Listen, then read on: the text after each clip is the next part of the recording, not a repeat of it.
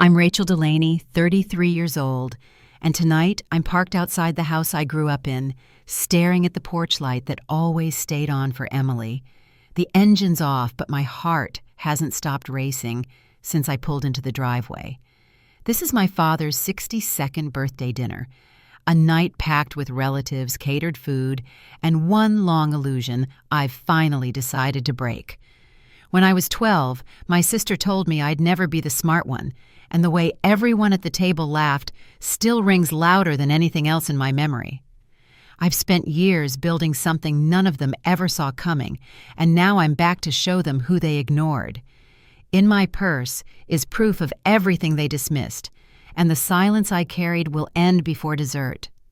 Before we go any further, let me know where you're tuning in from, and hit like and subscribe if you've ever felt like the underdog in your own family. I was raised in Millbrook, Connecticut, in one of those old colonial houses where the siding looked pristine and the inside ran on quiet expectations.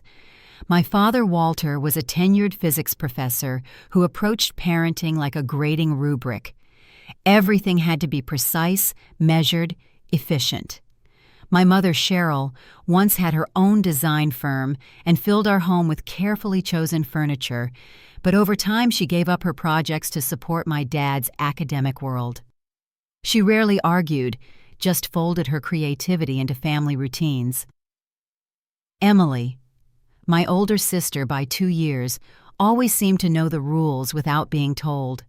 She was the kind of kid who memorized multiplication tables for fun, and when she came home with straight A's, Dad would reward her with new books or private science kits. Her trophies lined the living room shelves, one next to the other, like proof that the system worked. Meanwhile, I was the one who liked puzzles with no clear answer. I was drawn to patterns, how things moved, how people made choices, how small ideas could become big changes. When I was in elementary school, I created a simple system that let students trade supplies based on what they needed most, sort of like a mini market. My teacher praised it, said it was clever, but when I told Dad, he just asked if I'd finished my math worksheet. That pattern held firm through every grade. Emily aced tests. I built things. She got applause. I got suggestions to try harder. In 6th grade, I built a weather tracker app using open source code and public data.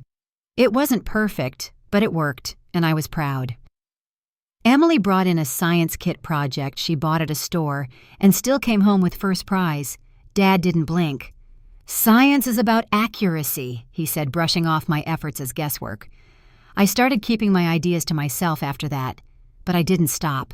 I clipped business articles from the paper, followed small companies no one paid attention to, and kept notes in a spiral notebook hidden beneath my bed. I didn't have anyone to share them with, so I learned to observe in silence.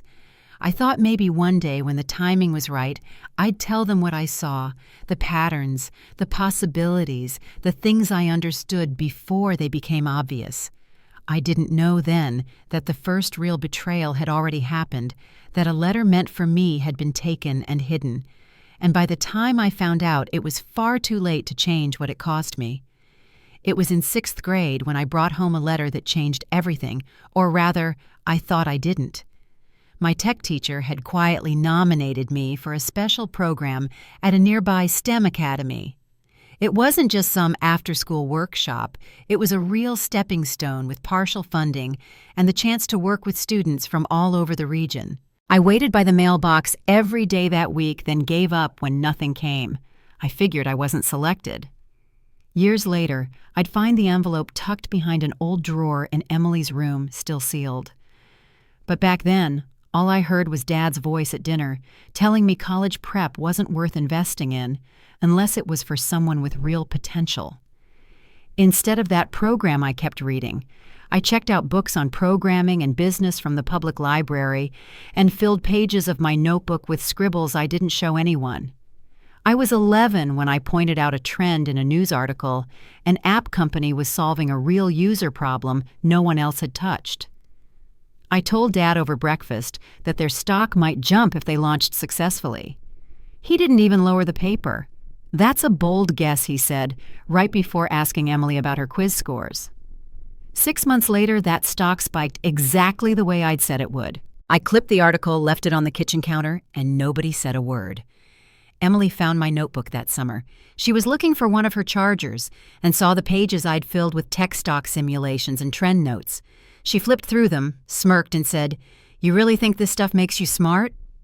I didn't answer. She dropped the notebook on the floor and added, "You'll never be the bright one, Rachel." Dad passed by the hallway and overheard. I thought he'd step in. Instead, he chuckled and said, "Stick to the basics, Rachel. You can't outwork natural talent." From that day on, I stopped hoping for anyone in the house to notice. I just kept watching, learning in silence. In middle school, I got used to playing second to Emily. She brought home trophies, debate ribbons, perfect report cards. My wins were quieter, a working calculator app I coded for fun, a basic platform for organizing homework that my classmates actually used. But at home, none of it stuck. None of it. If it didn't come with a certificate or a headline, it wasn't real. I remember in 9th grade I joined the tech club and built a tool that sorted student schedules based on extracurriculars. Nothing flashy, but it helped. My teacher, Mr. Collins, gave me a rare thumbs up and said, "You've got a mind for systems." That meant more to me than any family dinner ever did. By junior year, I was building more ambitious projects, little tools that responded to how people used them, not just what they clicked. I spent every night coding in my room, trying to teach myself what made certain ideas take off. Then came the regional tech competition. I entered with a chatbot that could predict user needs based on search history. It wasn't perfect, but it worked, and it was more complex than anything I'd ever done. I made it to the finals and rushed home to tell my parents. Dad was working on something at his desk. I said I made the top round. They want me to present. He looked up and said, "That's great. When is it?" I told him. Mom looked over from the sink and frowned. "That's the same weekend as Emily's state debate finals." I waited. Neither of them said anything else. That Saturday, they were 3 hours away in a hotel ballroom while I stood in a packed auditorium presenting my chatbot to a panel of judges with trembling hands and a beating heart. When I won first place, I called home. Mom picked up. I said I won. She said, "Oh, honey, that's nice. Emily just got second at state, so close." And then she hung up. The trophy sat on my closet shelf behind some textbooks. But the part that cut deepest came later that same year. I'd shared the idea behind my chatbot with Emily months earlier, just trying to explain it in simple terms. She barely listened. Then one day a classmate told me she was submitting something similar to a national contest. I looked it up. It was my interface, my concept just redesigned with her handwriting. She placed second. There was a write-up in the school newsletter, and Dad printed a copy for the fridge. "Emily's getting into tech now," he told an uncle at a barbecue. "She's branching out." I stood there holding a plate, wondering if they knew. I confronted her in her room, asking how she could take what I'd made and call it hers. She didn't even blink. "I improved it," she said. "That's what the smart ones do." Then she walked past me and closed the door behind her. When I told Mom, she said, "You two have always had different strengths." I didn't say anything else. I just kept writing in my notebook. College application season came around not long after. I applied to a mix of schools, 7 in total, including Dad's alma mater, which had a strong computer science program. Emily applied to Harvard. Her perfect GPA, her awards, her polished essays, everyone assumed it was a done deal. The day I got the rejection letter from Dad's school, I didn't open it until after dinner. When I saw the words, "We regret to inform you," I folded it back up and left it on my desk. At dinner that night, Dad cleared his throat. "So I heard you didn't make it into Brenton." I nodded. "I got into state," I said. "They offered a partial scholarship for tech." He shook his head. "State takes anyone. Their tech programs are middle of the road." Mom looked at Emily and smiled. "Well, we'll need to prioritize tuition for Harvard. We can't stretch everything." And just like that, the decision was made. They'd help her. I'd be on my own. That night, I lay in bed staring at the ceiling, thinking about every quiet moment I'd spent learning in shadows, every headline I'd clipped, every startup I'd followed, before it made the news. I just spotted a pattern in a new AI startup that was already doubling its valuation. I didn't share it with anyone. I was done waiting for permission to succeed. The next morning, I packed the scholarship letter from State into my bag, folded my savings envelope beneath my jeans, and got ready to leave. I didn't know what the next 4 years would look like, but I knew I wasn't coming back empty-handed. And what Emily and my parents didn't see, what they never even bothered to ask, was already growing stronger than any trophy they could put on a shelf. State's campus was a patchwork of brick buildings and modern glass, the kind of place where no one knew your last name unless you told them. I moved into a dorm that smelled like old carpet and takeout, with a view of the back parking lot and a hallway that echoed every door slam. My roommate, Nina Harper, had a dry wit and zero patience for small talk. She studied marketing and called out nonsense when she saw it. We clicked right away. One night, over microwave noodles and laundry waiting in the dryers downstairs, I told her the story how my sister had submitted my code as her own, how my parents brushed off my college acceptance like it was a fallback. Nina didn't blink. She leaned forward, chopsticks in hand, and said, "Forget them. Just build something so big they can't ignore it." I didn't respond right away, but I kept thinking about it. The idea of not fighting them, not pleading for space, just creating something they couldn't dismiss. From that point on, I started documenting everything. I tracked emerging tech companies, watched how startups positioned themselves before going public, and studied trends no one else seemed to notice. One professor in particular, Dr. Jennifer Bennett, had a way of teaching that felt like stepping into the real world. She used case studies instead of lectures, often tossing out hypothetical startup challenges for us to solve. During a project on user adoption, I proposed an algorithm that included social trends alongside data usage. It was rough, but it outperformed the standard model. After class, she stopped me at the door. "You've got something different," she said. "You don't just see data, you see movement." She handed me a few books: Venture Capital Strategy, Early Stage Funding, The History of Tech Booms. I read all of them within a week, highlighting page after page, trying to see what she saw. During that time, I picked up a part-time job at a coffee shop near campus. It was a tiny place tucked beside a co-working space, always full of people in hoodies, talking about code and funding rounds. Angela Larson, the manager, noticed me reading business blogs during my breaks. One day, she said, "You're into this stuff, huh?" I nodded. She pulled out her tablet and showed me a stock ticker for a startup she'd invested in early. "Keep watching. This one's going to hit." That conversation stuck with me. I started tracking a handful of small AI startups. Nothing big, just names I'd come across while researching. One focused on personalized shopping through predictive tech. No one was talking about them yet, but I saw the gap they were filling. I took $2,000 from my savings and bought in. 8 months later, they signed a contract with a major retailer, and the stock tripled. I didn't tell anyone, not even Nina. I used the profit to cover a semester of books and fees, then rolled the rest into other quiet investments. By junior year, I'd grown my portfolio to $50,000. I tracked everything in a spreadsheet labeled Class Notes. It was around that time I went home for a weekend and found the envelope. I was cleaning out my old desk drawer looking for a charger I'd left behind. Behind the back panel there, it was still sealed, yellowed slightly around the edges. The letter from the STEM Academy. My name typed neatly on the front. I sat down on the floor, hands shaking as I read the offer. Full tuition, early mentorship, the exact program my 6th grade teacher had told me to expect. I realized then what had happened. Emily had found it first. And just like my code, just like every quiet win, I thought I'd imagined it had been taken before it had a chance to grow. I brought the letter back with me, folded gently into my backpack. I didn't say a word to my parents.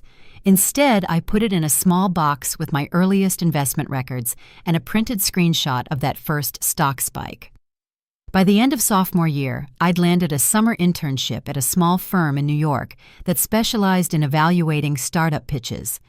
It was the kind of place where you were expected to make coffee and stay out of the way, but I asked questions, took notes, and stayed late to rewatch pitch videos the partners had already dismissed. My mentor there, William Ward, was an older analyst with a sharp tone and a faded navy tattoo on his forearm. On my first day, he said, "Tech's a tough industry for women. You have to be sharper than the guys in the room every time." I nodded. He taught me how to dig beneath the branding, how to read a pitch deck for what it didn't say. During my third month, I noticed a startup that specialized in AI data security. The partners waved it off as speculative, but I had a feeling. I invested $10,000 of my own money. 6 months later, that company landed a government contract, and its stock jumped 200%. At the office, I said nothing, but back in my apartment, I updated my spreadsheet. Quietly, my fund was growing. By senior year, I'd started a small investment club on campus with a few classmates. We pooled together $5,000 and tested strategies. I focused on AI startups that other firms called too early or too niche. We grew 40% in a year. The student newspaper wrote a short piece about us. I didn't send it home. Nina walked in one night to find me staring at the old scholarship letter on my desk. She sat beside me without saying anything for a while. Then she asked, "You ever going to show them?" I didn't answer right away. I just nodded and said, "When it'll hit the hardest," because it was no longer about proving I was smart enough. It was about showing them just how much they'd missed and how far I'd gone without them. After graduation, I moved to New York and rented a small one-bedroom apartment with a leaky faucet and a view of a loading dock. I didn't care. I'd landed a junior analyst job at a mid-sized investment firm that focused on emerging tech, and it was more than enough to get started. Most of my coworkers came from places like Yale or Wharton. Their blazers were pressed, their shoes polished, and their confidence sat like armor. I kept to myself, listened more than I spoke, and spent nights running simulations in the free version of a market platform after work.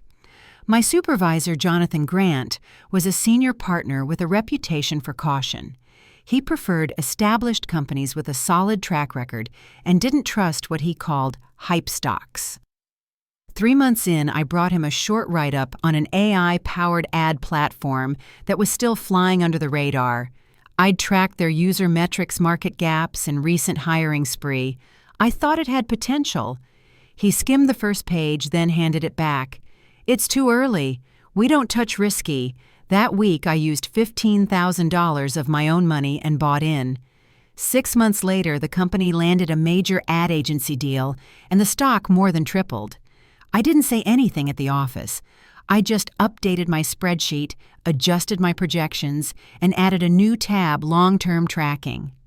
My portfolio passed the $100,000 mark not long after that. From there, things moved faster. I was promoted to senior analyst at 26, the youngest in the firm. I didn't ask for it. They needed someone who could read between the numbers and anticipate shifts, and I'd proven I could. Jonathan started pulling me into higher stakes meetings, asking for my opinion before big presentations. My approach blended data analysis with cultural insight. Why certain apps were taking off in certain demographics, how shifts in user habits impacted buying cycles. Clients started asking for me by name. By 28, I had enough saved to take the leap. I left the firm, rented a small office space in Brooklyn, and launched my own company, Delaney Insight Partners, focused on early-stage AI investments. I built the website myself, kept the furniture minimal, and took every meeting I could get. Most days it was just me and a secondhand coffee machine I bought from a closing diner. The first year was hard. I pitched to rooms full of men twice my age who smiled politely and asked if I had a partner. I brought data performance models, case studies, but more often than not, they passed. Still, I tracked what worked, refined the pitch, and reinvested carefully. Then came Eric Blackwell. Eric had sold his last company for over $40 million and was looking for someone fresh to manage part of his investment portfolio. He sat across from me reviewing my track record in silence. Finally, he said, "You're not guessing. You're following something no one else is watching." He handed me $5 million to manage. By the end of that year, I'd grown his portfolio by 50%. Word got out. More clients came. More capital flowed in. Within 3 years, we were managing over $1 billion in assets. I hired a lean team, built partnerships with smaller firms I once interned for, and opened a second office across the bridge in Manhattan. On paper, my net worth passed $15 million before my 33rd birthday. But back in Millbrook, my family still thought I was working on computer stuff. Every time I visited, I rented a compact car and wore sweaters that didn't say anything about who I'd become. My parents didn't ask. My father still talked about Emily's law firm, how demanding her schedule was, how proud he was of her for sticking with it after Harvard. My mother would chime in with something about Emily's caseload or her last fundraiser event. Through Nina, who kept in touch with mutual friends from home, I heard the real story. Emily's firm had lost 2 major clients. She was deep in credit card debt, still putting up a polished image, but struggling behind the scenes. Meanwhile, my parents' house needed repairs, plumbing, electrical, even the roof. They were considering taking out a second loan. One night, Nina sent me a text. "Your sister's drowning, and your parents still don't see it." I was sitting in my apartment overlooking the Hudson, watching the sun dip behind the skyline when I read that message. I didn't respond. I just stared at it for a while. Because I'd known for years this moment was coming. The cracks had been showing for a long time. Emily's stolen credit, my parents' blind spots, the years of quiet dismissal. But I'd waited. My father's 62nd birthday dinner was 2 months away. The invites had already gone out. It was a big event, relatives, old colleagues, even some of Emily's contacts from the firm. My mother was planning a catered meal, a family slideshow speeches. I circled the date on my calendar. It wasn't about revenge. It wasn't even about recognition. It was about timing. I pulled out the letter from the STEM Academy, the one Emily had hidden when I was 12, and set it beside a printout of my company's performance report. Then I opened a browser tab and started gathering screenshots. The Forbes feature, the investor breakdown, a list of our top-performing portfolios. I didn't need to tell them everything, just enough. The week before the dinner, I took a day off work and drove out to a quiet spot upstate. Just me, my laptop, and a list of everything I needed to gather. I laid it all out, performance metrics from my firm's top-performing funds, screenshots of recent media coverage, and a portfolio summary that included every AI company we'd backed from seed to Series B. I printed clean copies and tucked them into a slim black folder. Nothing flashy, just facts clearly outlined. Back in the city, I ordered a tailored navy blue suit from a boutique I trusted and booked a black sedan through a private service, not the usual rental. Nina called that Friday night. "You ready for this?" she asked. I said I was. Then I paused and added, "They won't see it coming." On the day of the dinner, I left early to avoid traffic. The car was quiet, the roads familiar, but I kept checking the folder beside me like it might vanish. When I pulled into the driveway, I noticed the shutters hadn't been repainted. The porch light flickered when it turned on. Still, the house looked like it always had, like a place stuck in time. Inside, the scent of catered food filled the kitchen. My mother greeted me at the door with a kiss on the cheek and a quick, "So glad you made it, sweetheart." Her attention shifted to the oven timer before I could reply. Dad was in the living room, deep in conversation with a retired colleague about faculty committee politics. I found a quiet spot near the fireplace and waited. Relatives trickled in, uncles, cousins, a few old neighbors. Everyone dressed nice, some in formal wear, some in weekend suits. Emily arrived late as usual, wearing a dark green wrap dress and heels too high for the backyard patio. She gave me a glance, just enough to acknowledge I was there. Dinner was served in the dining room, long tables pushed together and covered with white cloths and mismatched candles. I took a seat across from Emily. My father tapped his glass and gave a brief toast, thanking everyone for coming, then launching into a story about his early years in academia. Laughter followed. Wine glasses clinked. I answered a few small-talk questions from my cousin Nathan, who asked if I was still working with computers. I smiled and said, "Something like that." My dad jumped in with a joke about me always fiddling with tech ever since she nearly broke the modem in 9th grade. The table chuckled. I set my glass down and waited. Emily leaned forward, resting her elbows lightly on the tablecloth. "So Rachel," she said, voice just loud enough to turn heads still chasing that startup dream. She smiled like it was a compliment. "You always were the imaginative one." I didn't answer right away. A few people laughed, quiet, unsure. I glanced at my mother, who was refilling a water pitcher, then at my father, who didn't seem to notice. Then someone spoke from the far end of the table. "Wait, Rachel Delaney, from Delaney Insight Partners." The room fell still. I turned to see Kyle Brennan, a guest I hadn't recognized at first. He was married to one of Emily's colleagues and worked in tech consulting. He'd pulled out his phone and was scrolling through an article. "This is you, right?" he said, holding up a Forbes feature. "Says here your firm manages over $1 billion in AI-focused assets." I nodded. "That's correct." Murmurs swept through the room. My mother lowered the water pitcher without pouring. My father's eyebrows knit together. Emily froze. Kyle kept going. "It says you've backed some of the top-performing AI startups in the country. How come you never told anyone?" I folded my hands. "No one ever asked." I could feel the shift in the room, the way silence landed heavier than noise. My father cleared his throat. "You never said it was anything serious." I reached into my bag and placed the folder on the table. "I started the firm 5 years ago. We've doubled assets in the past 2. I also received a scholarship in 6th grade that would have changed my education path, one that Emily intercepted and hid." Gasps followed. Chairs shifted. A fork clattered onto a plate. Emily spoke, her voice sharp. "That's a lie. You never—" I looked at her. "I found the letter in your desk drawer, still sealed." She opened her mouth, then closed it. I turned to my parents.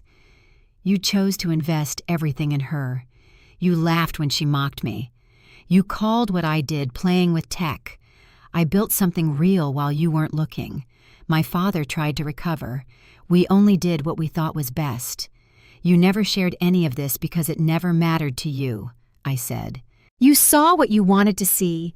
Emily crossed her arms. "I made it on my own. You're just bitter." I didn't respond. I stood, gathered my folder, and gave them one last look. "I'm not bitter. I'm done." I stepped away from the table. Behind me, I could hear whispers shifting chairs and someone calling my name. I didn't stop. The night air was cool as I stepped outside. The porch light flickered again as I passed beneath it. The driver opened the car door without a word. I slid into the back seat, folder in hand, and didn't look back. The morning after the dinner, I woke up to 3 missed calls from my mother and 1 from my father, all from sometime after midnight. No voicemails, just the timestamps. I let them sit. Nina came by later that afternoon with iced coffee and the kind of silence that doesn't need explanation. She handed me the cup, sat across from me at the kitchen island, and pulled out her phone. "Your sister's firm made headlines," she said, scrolling. "She lost a client last week. It just broke this morning, bad press breach of confidentiality." I took the phone and read the headline twice. Underneath the article, someone had already commented asking if it was the same Emily Delaney who spoke at the law school conference last year. The reputation she'd spent so long polishing had started to slip, and now it was public. By evening, my father finally left a voicemail. His tone was measured. He asked me to call back, said he wanted to talk through what happened. No apology, no acknowledgement, just a gentle suggestion that maybe things had gotten out of hand. I didn't return the call. That week, my parents listed the house. A cousin sent me the real estate link. The description mentioned charming bones and renovation potential. I knew the roof was leaking, the electrical work outdated, and the upstairs bathroom barely functioning. My parents had been putting off repairs for years. Now the sale looked urgent. A few days later, I ran into an old neighbor while grabbing lunch downtown. She recognized me, gave a warm smile, and said, "Your family must be so proud." I wasn't sure what to say. Before I could answer, she added, I heard about the dinner. News had traveled. Emily texted me once just a short line that read, "You made your point." I didn't respond. Nina kept me updated as more details unfolded. My parents moved into a smaller condo outside of town. Emily took a leave from her firm to regroup, according to someone in her circle. At least 3 relatives declined to attend her upcoming birthday gathering. One aunt even sent me a message on Facebook saying, "It's about time someone spoke up." I didn't feel triumphant, just clear. A month later, my mother showed up at my office without calling. She stood in the lobby holding a brown leather purse and a manila envelope. My assistant looked startled. I stepped out and motioned her into the conference room. She didn't sit down. "I didn't come to fight," she said. "I just wanted you to know. We didn't know about the scholarship. Your sister never told us." She placed the envelope on the table. Inside was a copy of an old journal page, one of Emily's, I assumed dated around the time the letter was sent. There was no mention of me, only a scribbled line. "If Rachel gets in, she'll think she's special." I closed the folder and looked up. My mother's hands trembled slightly. "We thought we were doing the best we could. We believed in her. She made it easy to believe." She looked around the room, then back at me. "I don't know how to fix this. I didn't have an answer for her." She left quietly, the soft click of the conference room door, the only sound. That night, I sat on my balcony with a mug of tea and thought about the long path back. Not to them necessarily, but to myself. I thought about all the hours I'd spent trying to be seen, the years of silence, and the quiet notebooks no one had cared to open. I pulled out my laptop and opened a blank document. Not a business plan, not a pitch deck, just a title, the letter I found too late. Not everything had to be built for profit.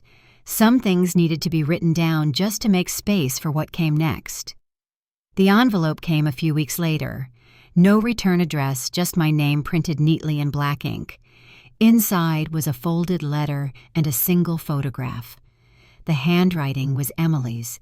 The photo was of us, aged 10 and 12, standing at the edge of our grandfather's lake, holding paper cups of lemonade. I stared at it for a long time before opening the letter. She wrote that she was leaving the firm, that the fallout had become too much. She didn't ask for sympathy. She didn't deny what happened with the scholarship or the code or the way she'd spoken to me over the years. Instead, she wrote one sentence I hadn't expected. "You deserved better, and I knew it." I didn't respond. Not right away. At the end of that month, I flew to San Francisco for a tech summit. Delaney Insight Partners had been invited to present on ethical AI investing, and I'd been slotted into the final panel of the day. The room was packed, standing room only. I spoke clearly, showed the data, answered questions. When it was over, someone from the audience stopped me near the exit. "I read your story last month," he said. The dinner, the silence. That kind of clarity, it's rare. He wasn't the only one.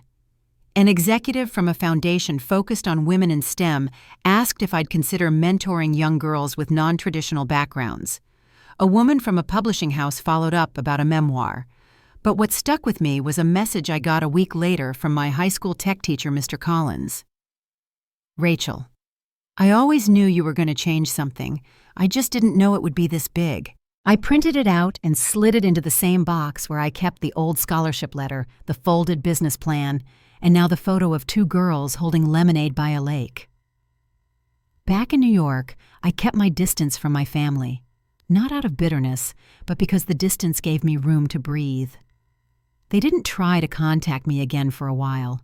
Not until early spring, when my father emailed to say they were coming to the city for a weekend, something about a conference, and wanting to reconnect if time allows. I didn't answer right away, but I didn't delete the message either. A few days later, Nina and I were walking back from lunch when she asked if I'd heard from them. I nodded. She paused at the crosswalk and said, "You know you don't owe them a thing. But if you want to say something, say it for yourself, not for them." I thought about that the rest of the night. The next morning, I sent a short reply. "I'm available Saturday, 1 hour, at my office." They arrived right on time. My mother wore a pale blue coat and held her purse tightly in both hands. My father looked older than I remembered, his hair thinner, his posture less certain.